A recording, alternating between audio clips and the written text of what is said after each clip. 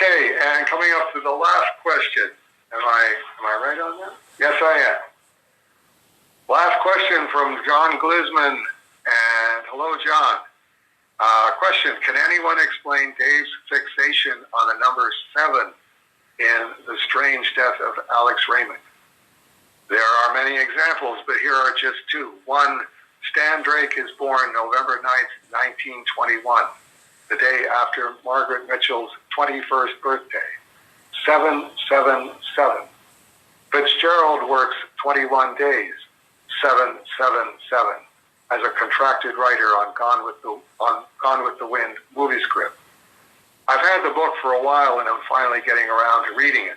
Was something explained earlier in the text and I just missed it? I'm honestly trying to understand. Is it just an odd numerology thing? What's going on here? No, you haven't missed anything. It's in the text because it's a central element of Strange Death of Alex Raymond. What I'm trying to do is to broach it in the way that I have broached it. It doesn't actually get addressed in a more specific form until much later in the mock-ups, which people are unlocking right now with the SDOAR 2023 that Jennifer is doing.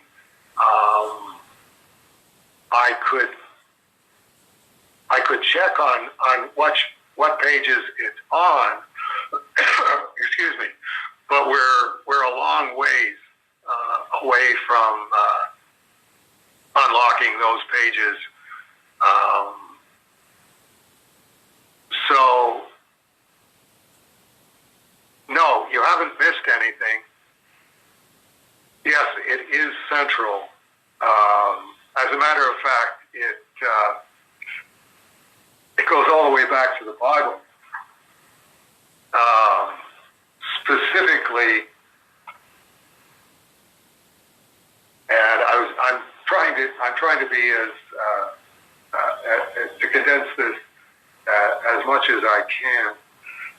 This is from Genesis chapter 4. This is Cain being expelled. And Cain said unto the YHWH, my punishment greater than I can bear. Behold, thou hast driven me out this day from the face of the earth, and from thy face I shall be hid, and I shall be a fugitive and a vagabond in the earth. And it shall come to pass, everyone that findeth me shall slay me. And the YHWH said unto him, therefore whoever slayeth Cain, vengeance shall be taken on him sevenfold. And the YHWH set a mark upon Cain, lest any finding him should kill him.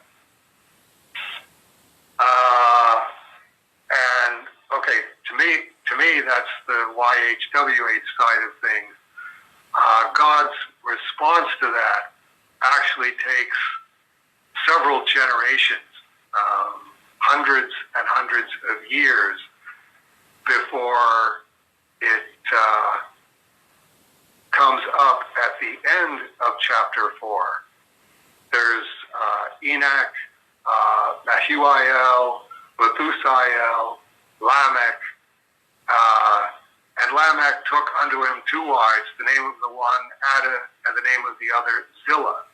And Ada bare Jabal, and he was the father of such as dwell in tents and cattle. And his brother's name was Jubal. He was the father of all such as handled the harp and organ. And Zillah, she also bare Tubal-Cain, a wetter of every artificer in brass and iron, and the sister of Tubal-Cain, Naamah. Here's the reply. And Lamech said unto his wives, Ada and Zillah, hear my voice, ye wives of Lamech, hearken unto my speech. For I would slay a man in my wound, and a young man to my hurt. shall be avenged sevenfold. Truly Lamech 70 and sevenfold. So there's the first occurrence of the 7-7. It crops up again in the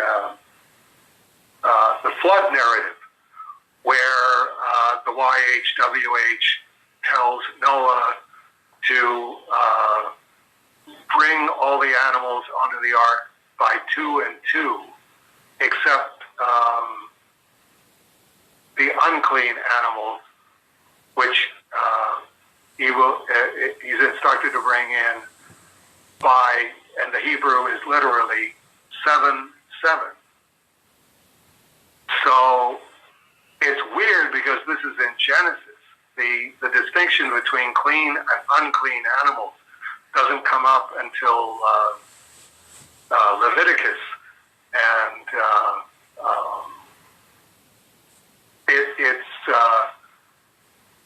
I have an explanation for it, but you've got to be patient, because no, it's not numerology. It's the structure of the reality that we inhabit, and thousands of years after that, then there's this is from the Kingdom Interlinear, John's Revelation at the end of chapter 1. The mystery of the 7 stars which you saw upon the right of me, and the 7 lampstands, the golden. The 7 stars, angels of the 7 ecclesia are, and the lampstands, the 7 ecclesia are. All of the Christian translations of the Greek that specifically says 7-7 just says, means the 7 congregations. Well, it doesn't say 7 congregations. It says 7 congregations. You've changed the content of the last book of the Judeo-Christian Bible that contains a reference that is central to the first chapter of the Torah. And it's like, this is the stuff that just drives me around the bend.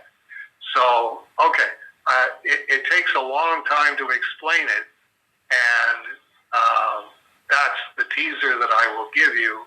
Yes, it is explained up ahead. Why these 7s and 7-7s and 7-7-7s are centrally important, not just to the strange death of Alex Raymond, but to reality itself.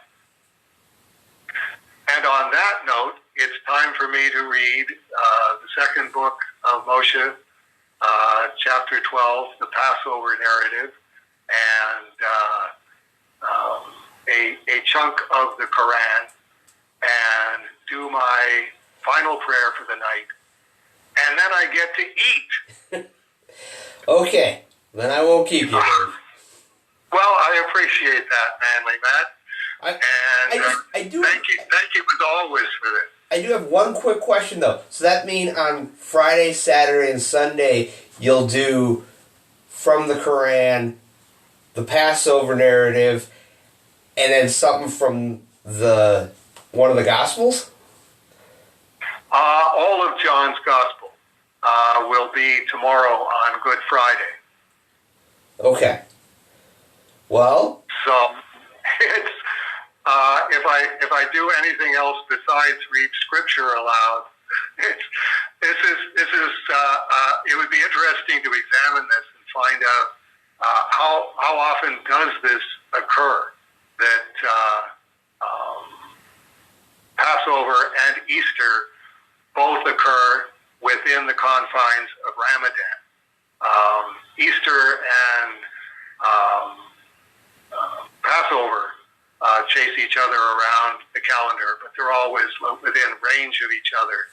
This is probably the only time in 38 years when they both occur within the confines of Ramadan. So if you're talking about God's clockwork mechanism, here's real confluence right here, where today or tomorrow is the halfway point in Passover, and is Good Friday, and is the second day of Passover.